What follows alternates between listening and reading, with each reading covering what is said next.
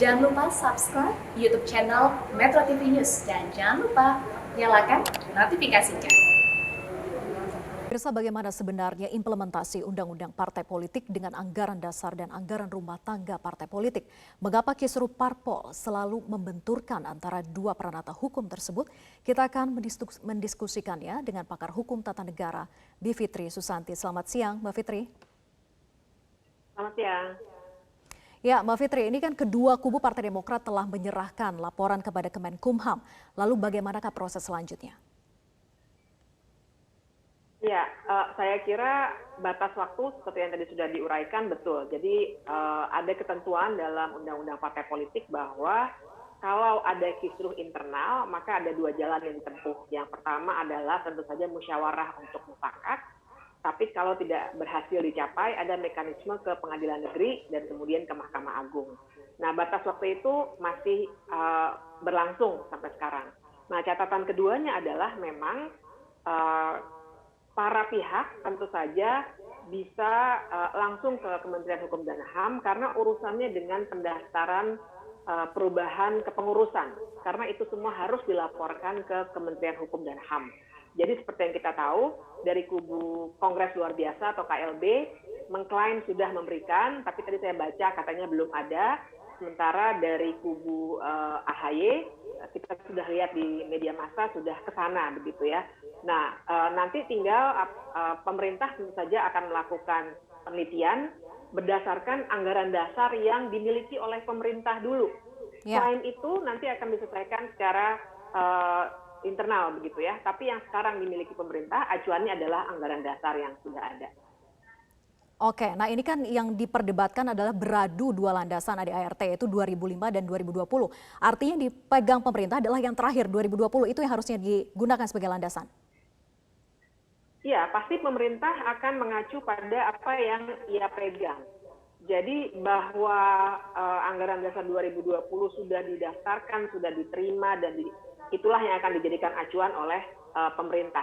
Soal klaim bahwa 2020 itu ilegal dan lain sebagainya, itu persoalan lain dan dalam hal ini pemerintah asumsinya sebagai birokrasi tidak ikut campur dalam hal-hal yang sifatnya sangat teknis seperti itu. Yang pemerintah harus akui adalah apa yang didaftarkan secara resmi oleh Partai Demokrat sebagai suatu entitas yang terdaftar di kementerian. Jadi logikanya logika birokrasi memang. Persoalan ada yang klaim enggak itu dulu salah dan lain sebagainya, notarisnya katanya ya dan lain sebagainya, itu di luar kuasa pemerintah. Karena memang kita harus bedakan antara wilayah pemerintahan yang urusannya pada registrasi, ke formalitas, kemudian kepesertaan dalam pemilu dengan wilayah partai politiknya sendiri yang memang pada hakikatnya harus diatur oleh dirinya sendiri, justru bukan oleh pemerintah. Ya, dinamika Partai Demokrat ini kan tentu secara pasti sudah membebani pemerintahan Jokowi.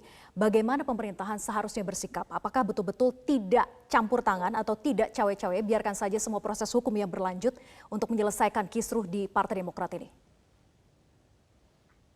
Ya, ini pertanyaan yang penting sebenarnya. Karena di satu sisi, seperti yang tadi saya katakan, prinsip dari pengelolaan partai politik memang harus sepenuhnya independensi partai politik. Dalam negara demokrasi selalu seperti itu prinsipnya.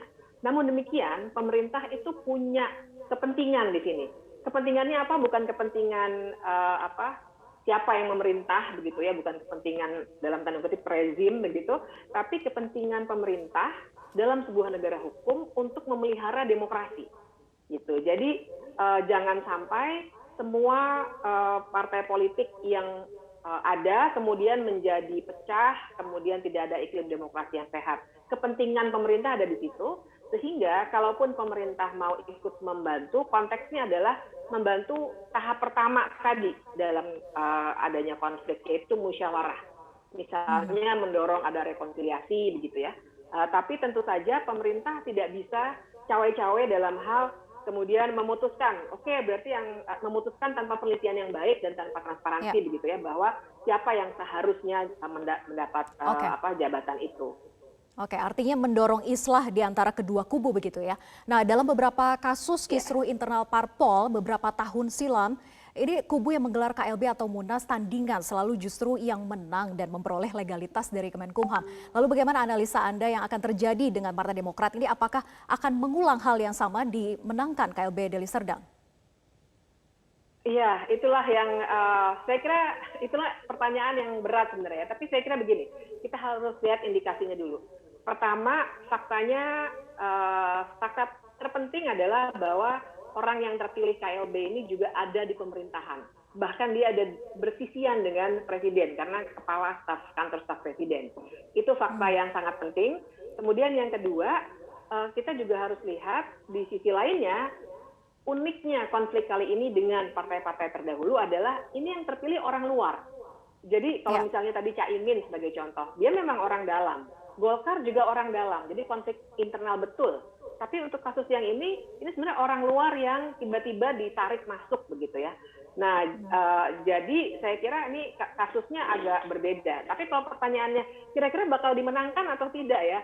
Kalau melihat dari legalitas dan saya kira juga keunikannya kan Kongres luar biasa ini sudah dibahas duluan oleh kubu AHY, jadi bukannya tiba-tiba sekali. Dan kemudian kita tahu kekisruhan misalnya cuma 51 menit, kemudian ada masalah dan kartu anggota dan lain sebagainya. Sehingga sebenarnya kalau saya sih melihat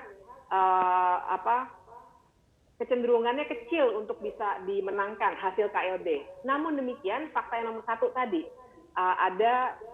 sebenarnya ada benturan kepentingan antara pemerintah dengan orang yang terpilih menjadi ketua yang baru.